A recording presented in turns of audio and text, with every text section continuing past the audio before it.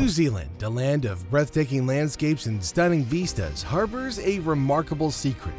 Despite its vast expanse and inviting climate, nearly 80% of its territory remains devoid of human habitation. This intriguing phenomenon begs the question, why does a country with such abundant resources and natural beauty remain so sparsely populated?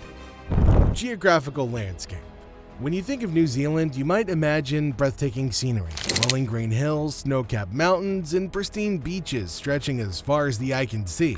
And you wouldn't be wrong. This island nation truly is a paradise for nature lovers. But here's something fascinating.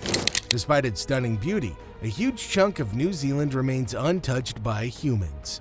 Let's take a closer look at why. First, let's talk about the two main islands that make up New Zealand, the North Island and the South Island.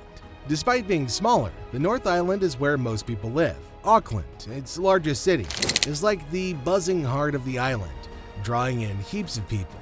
Its location is pretty strategic. It's nestled along an isthmus with natural harbors and fertile soils, making it a perfect spot for a settlement. South Island. Now let's switch gears and head to the South Island. It's a whole different story over there. While it's bigger than the North Island, it's way less crowded. Why?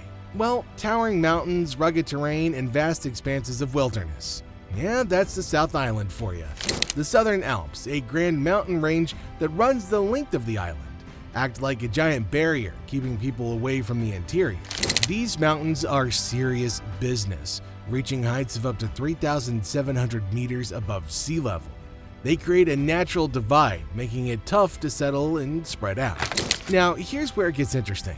On the western side of the Southern Alps, you'll find lush rainforest and plenty of rainfall. It's like a green paradise over there. But head to the eastern side and it's a whole different story. Thanks to something called a rain shadow effect, this side gets a lot less rain. It's drier, with arid plains stretching out as far as the eye can see. The mountains literally block the rain clouds, leaving the land thirsty for water. So what does all this mean?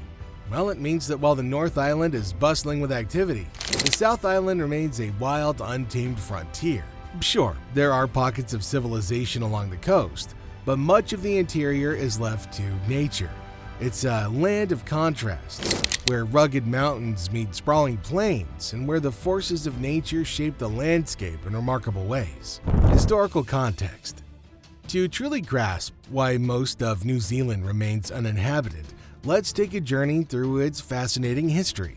It all began centuries ago when Polynesian navigators, skilled in reading the stars and currents, stumbled upon these remote islands in the 13th century. These were the first footsteps on what would become New Zealand's soil.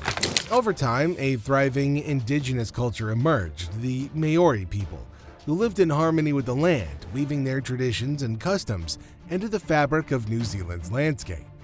Fast forward to the late 18th century and European explorers like Captain James Cook arrived on New Zealand's shores. Their arrival brought with it the dawn of a new era, a period of colonization and upheaval. European powers sought to claim these uncharted territories, setting the stage for a clash of cultures that would echo through the annals of history. Unfortunately, this clash led to the displacement and marginalization of the Maori people who had called these lands home for centuries. Colonization. The colonization of New Zealand gained momentum in the 19th century, fueled by waves of immigrants from Britain and Ireland. Seeking new opportunities in the wake of industrialization, the settlers flocked to New Zealand in search of a better life. The discovery of gold on the South Island further fueled this migration, drawing fortune seekers from around the globe to its rugged shores. Yet, despite the influx of settlers, much of the South Island remained untamed and wild, its harsh terrain proving inhospitable to large-scale development. As settlers spread across the land, tensions between the indigenous Maori and European colonizers simmered beneath the surface, erupting into conflict in what became known as the New Zealand Wars. These conflicts, fueled by land disputes and cultural misunderstandings, further deepened the divide between Maori and European settlers, leaving scars that still linger to this day. Socio-Economic Factors. The Maori are the indigenous people of New Zealand. They've got a rich culture and history that goes back centuries. But unfortunately, they've also faced a lot of challenges, especially when it comes to things like money, jobs, and health. One big reason for this is what happened when Europeans first arrived in New Zealand.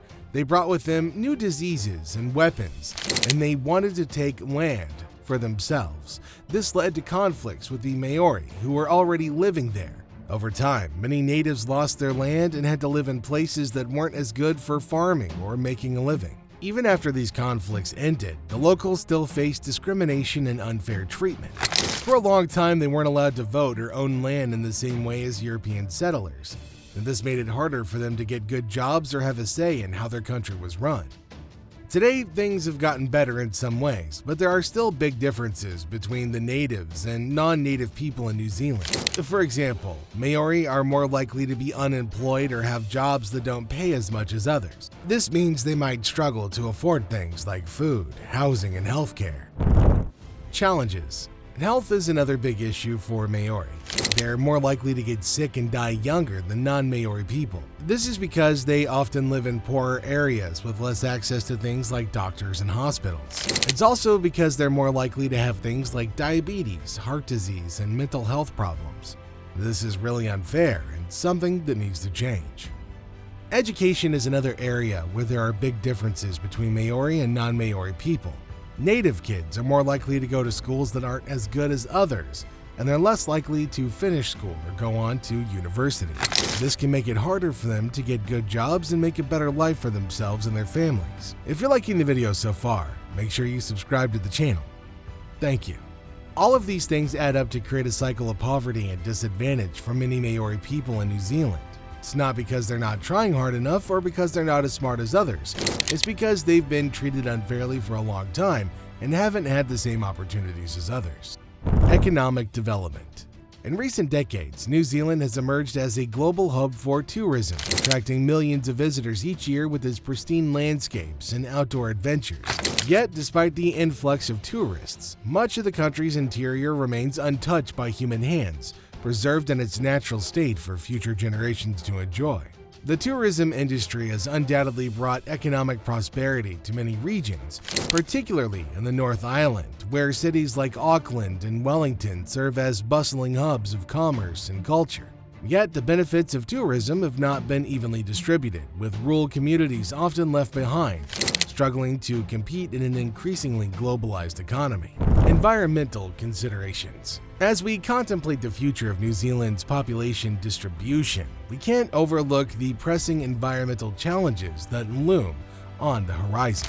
Climate change, habitat destruction, and pollution threaten to irreversibly alter the landscapes that define this island nation, posing a grave threat to its biodiversity and ecological balance. So, what are your thoughts on all of this?